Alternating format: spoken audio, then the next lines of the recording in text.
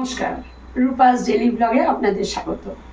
আজকে সারাদিনই সময় পাইনি, আমি কোনো ভিডিও আপলোড করিনি। আমার সন্ধেবেলায় আমার ছেলে বললো, মা একটু কিছু খাবার বানিয়ে দাও। তাই এটা আমার মায়ের রেসিপি।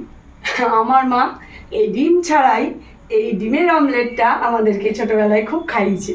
তাই আজকে মা নেই, কিন্তু আমি ওটাই আপনাদেরকে বানিয়ে দেখানোর চেষ্টা করবো। মায়ের মতো হবে না হয়তো, তাও আপনারাও বাড়িতে খেয়ে দেখবেন, যখন আমারটা দেখে বানাবেন দেখবেন আমার মনে হয় অনেকটা ডিমের স্বাদ আসে। তো সেটার জন্য আমার লাগছে আটা, 300 গ্রাম মতো আটা আছে। এখানে আছে রসুন কুচি, লঙ্কা কুচি, আর এখানে আছে হলুদ আর নুন, সর্ষের তেল, আর এটা হলো জিরে আর শুকনো লঙ্কাকে ভেজে গুঁড়ো করা। এই আমার পরিমাণে লাগছে। এবার আমি এটা আপনাদেরকে দেখাই। গ্যাসটা একটু হালকা করে দিলাম। আমি এখানে পরিমাণ মতো নুন দিলাম,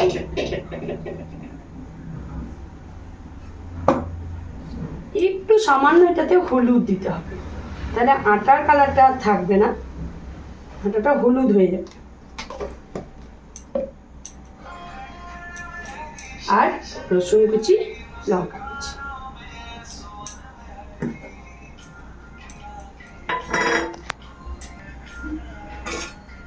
এটা একটু জল দিয়ে দিই, সামান্য জল দিয়ে দিয়ে গুলিয়ে নেবো আমি।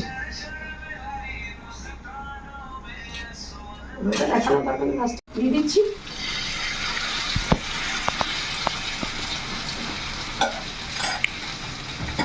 আমার মা এটা এত সুন্দর বানাতো। মায়ের হাতে সব রান্নায় সব ছেলেদের মেয়েদেরই ভালো লাগে, কিন্তু সত্যিই আমার মা খুব কাজে কর্মে নিপুণা ছিলেন।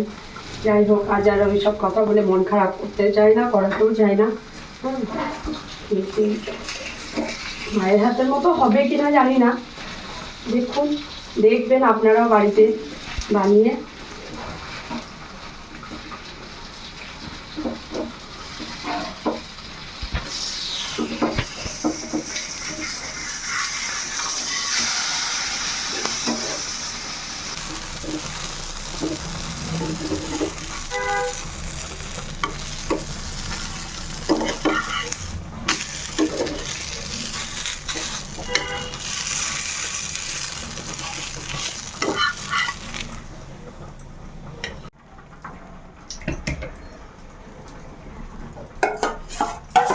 টেবিলটা ঠিক করে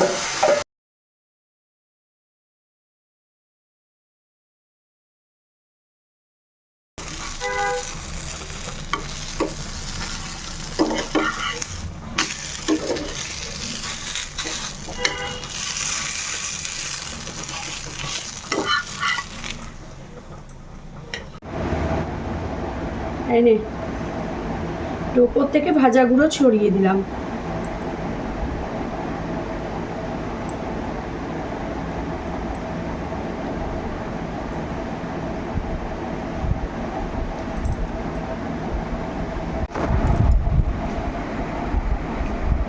দেখুন, দেখেই মনে হচ্ছে ডিমের অমলেট। কেমন হয়েছে রে? খাওয়াতেই মগ্ন। বল একটু, দিদার স্বাদ পাচ্ছিস? দিদার সাথে মতো কেউ হয়, কিন্তু দারুণ হয়েছে। দিদার স্বাদ অন্যরকম। খাবারটা আপনাদের বাড়িতে বানিয়ে দেখবেন।